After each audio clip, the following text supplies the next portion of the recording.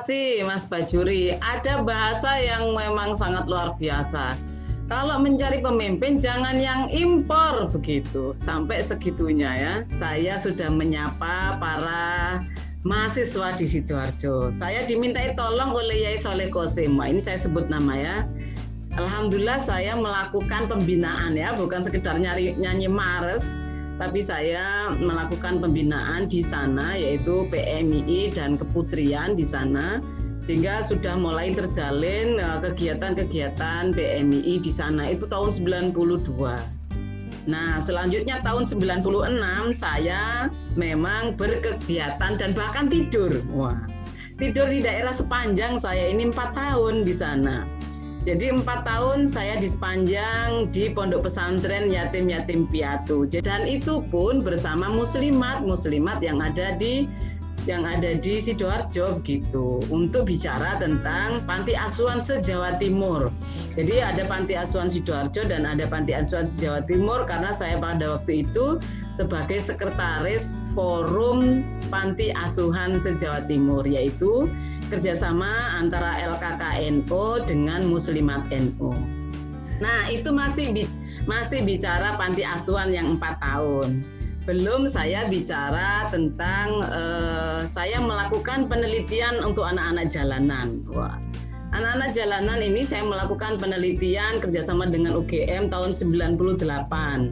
Nah, di antara salah satunya adalah anak jalanan yang ada di Sidoarjo itu ya. Surabaya, Sidoarjo menjadi fokus kita pada waktu itu, termasuk Malang. Jadi bukan hal yang baru lagi. Itu 98. Selanjutnya tahun 2004 saya juga S2 di UNER, juga mengambil studi tentang pola pembinaan anak jalanan di Jawa Timur untuk 5 kabupaten, salah satunya adalah Sidoarjo juga. Jadi saya sangat sentuhan banyak di Sidoarjo. Itu 2004. Penelitian tentang anak jalanan di Sidoarjo ya. Tadi anak panti asuhan, sekarang anak jalanan di Sidoarjo. Nah, selanjutnya di tahun 2007 saya merintis sekolah. Saya membeli rumah di Wonoayu, di Taman Anggun Sejahtera, Kepuh Kemiri, Tulangan, Sidoarjo. Nah, jadi 2007 ini runtutan cerita ya. Saya punya rumah di sana, saya bikin di sana itu pendidikan untuk anak-anak PAUD, playgroup, TK, dan di situ ada taman baca. Saya merintis literasi di sana, ada taman bacanya. Sampai saat ini taman baca masih digunakan oleh bulurah atau RW-RW yang ada di sana, sangat dibutuhkan untuk melakukan lomba-lomba literasi di sana. Jadi ini masih berproses dan sampai sekarang masih ada rumah saya itu yang berupa lembaga pendidikan, jadi enggak saya jual, tetap saya miliki sampai sekarang dan haknya namanya juga nama saya. Jadi itu proses 2007. Nah, 2006 saya ini menjadi tercatat menjadi dosen unsuri, walaupun SK itu 2010 ya. SK tetap, dosen tetap itu 2010. Unsuri letaknya di Waru Sidoarjo. Jadi walaupun judulnya Unsuri Surabaya tapi Waru Sidoarjo. Sentuhannya mahasiswanya 60-65% banyak dari Sidoarjo. KKN-nya juga selain di Gresik, di Sidoarjo lebih sering begitu ya KKN-nya. Jadi sentuhan untuk masyarakat Sidoarjo sudah sangat sering ketemu dengan para UMKM di tiap pelosok-pelosok desa. Kita sering ya menyiapkan literasi di Sidoarjo pun tetap, karena saya 2007 selaku Ketua Forum Taman Bacaan Masyarakat Jawa Timur, saya sudah merintis banyak literasi di Sidoarjo. Selain literasi yang ada di rumah, misalnya di garasi, literasi yang ada di rumah sakit, saya mendampingi mengadvokasi literasi yang di ruang publik, yaitu literasi yang di rumah sakit atau yang di terminal-terminal. Saya mendampingi semua literasi mulai tahun 2007 termasuk yang di Sidoarjo. Sehingga untuk proses pengabdian 2010 dinyatakan dosen tetap, saya sudah mengabdi di sana.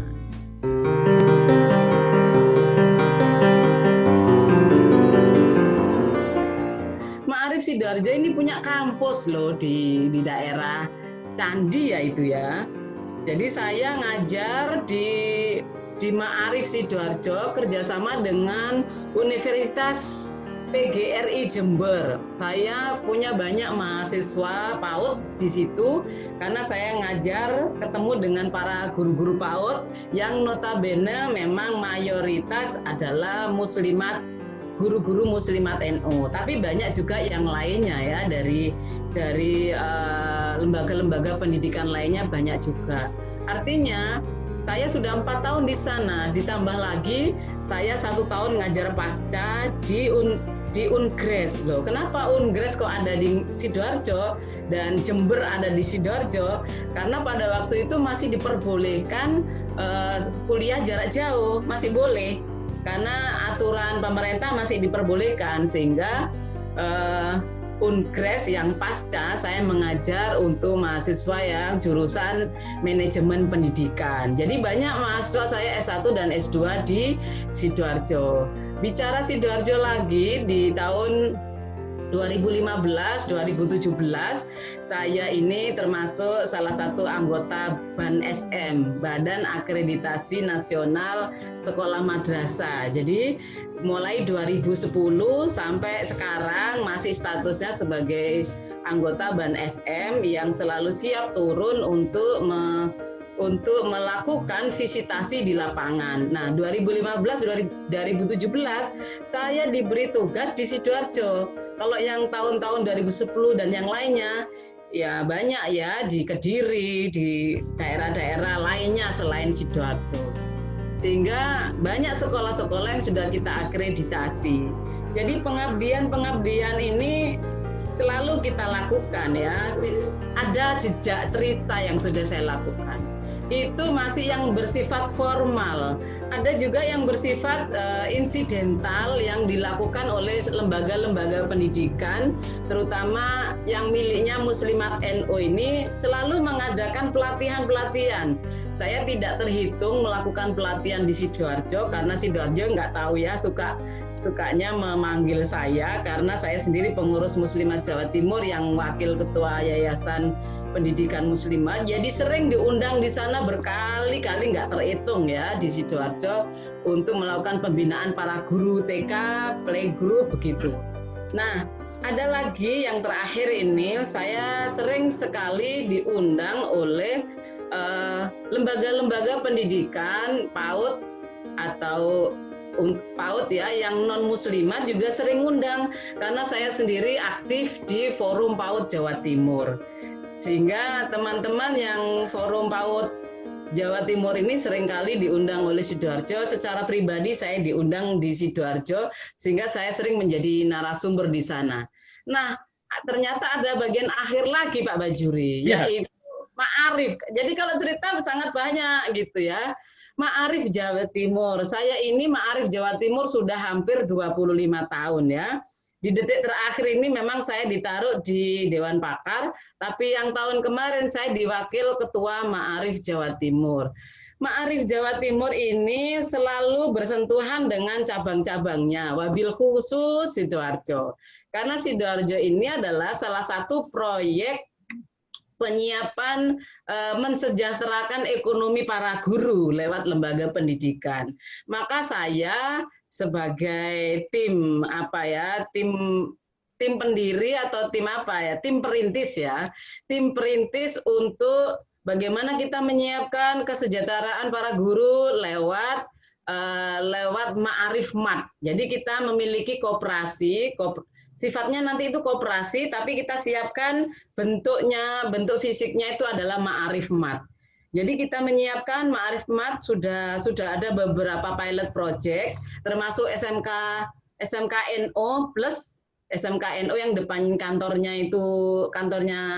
Ma'arif itu ada SMK NU itu salah satunya, juga ada yang miliknya Pak Misbah selaku Ketua Ma'arif itu juga ada Ma'arif Mat juga, dan ada beberapa titik-titik yang lain kita sudah mengadakan pelatihan Ma'arif Mat 26 lembaga Ma'arif Mat kita siapkan untuk menjadikan ada mat yang ada di sekolah-sekolah. Kenapa kita ikhtiarkan itu? Karena selama ini sekolah-sekolah perlu ditunjang untuk menyiapkan ekonomi sekolah. Kalau hanya mengandalkan uang SPP, pastilah para guru-guru tidak sangat minim ya pendapatannya. Maka kita ikhtiarkan supaya sekolah ini bisa maksimal dan bisa mandiri, kita siapkan Ma'arif Mat.